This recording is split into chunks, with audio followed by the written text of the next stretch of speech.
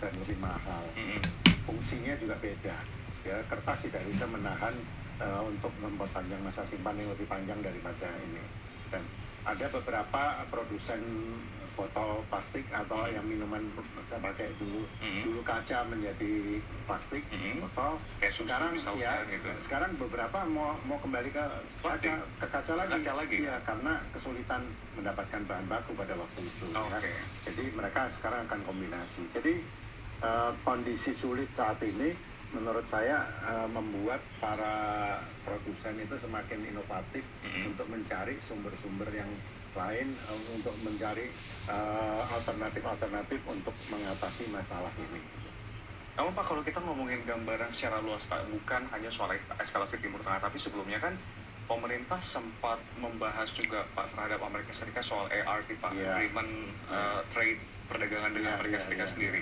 Apakah untuk industri makanan dan minuman ini sebuah ada beberapa klausul yang membebankan atau justru malah meringankan? Karena kalau saya lihat di sini justru ada kebebasan untuk tarif impor bahan baku pangan seperti gandum, kedelai, jagung.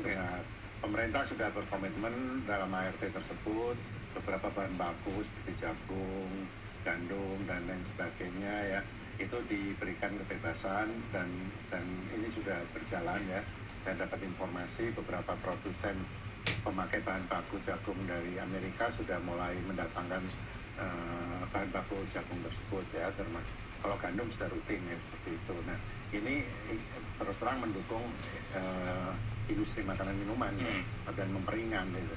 Dan yang terakhir pemerintah kan ingin menjawab tuduhan-tuduhan Amerika terkait dengan subsidi dan lain sebagainya dan saya dapat informasi bahwa pemerintah sudah memberikan jawaban ini bahwa tidak benar ada hal tersebut dan mudah-mudahan investigasi pemerintah tidak memberikan dampak lebih berat lagi bagi industri dan ART itu tetap bisa jalan dan kita bisa mendapatkan fasilitas-fasilitas kerjasama dengan Amerika.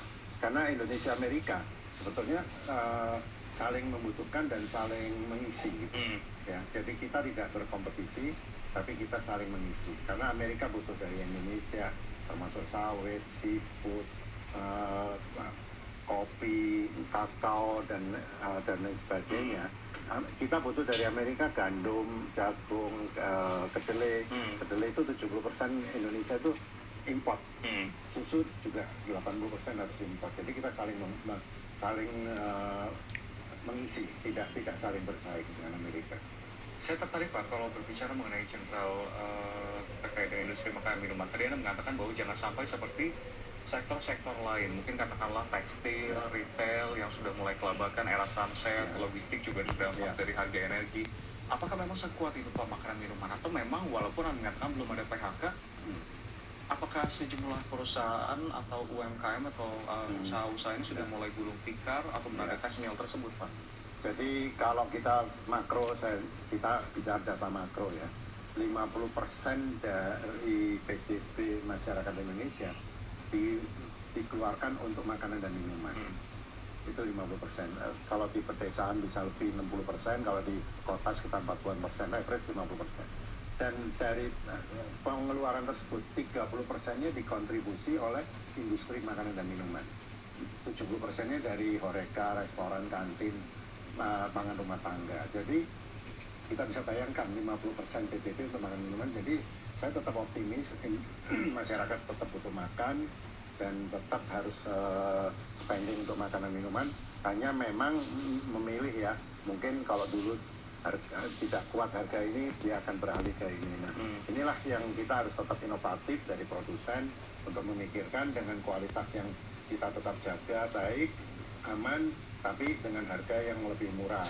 Maka dari itu peran dari procurement dan manufacturing untuk berinovasi membuat produk-produk ini lebih affordable ini menjadi tantangan kita saat ini. Baik, kalau tadi secara umum, tapi kalau secara usaha Anda sendiri atau mungkin dari PLP sendiri, apa Pak strategi dilakukan dengan berbagai sentimen yang ada? Apakah mempertahankan, menjaga volume penjualan, mempertahankan margin Pak strateginya? Pertama tentunya margin akan sulit untuk dipertahankan. Ini sudah pasti.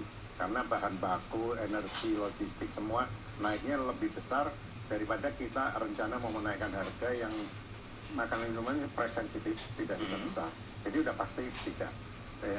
Kami dari strategi di teknikal, jadi kita melakukan berbagai inovasi untuk produk-produk yang penggantian bahan baku yang lebih affordable, lebih terjangkau ya. Kemudian kita dari pembelian melakukan sourcing dari beberapa sumber yang bisa diharapkan lebih baik, lebih cepat ya, karena ini masalah logistik. Nah, kemudian efisiensi di dalam manufacturing sendiri, termasuk efisiensi dalam energi, dan bagaimana kita menggunakan energi yang lebih murah, lebih ramah lingkungan dan lain sebagainya, ini terus kita lakukan.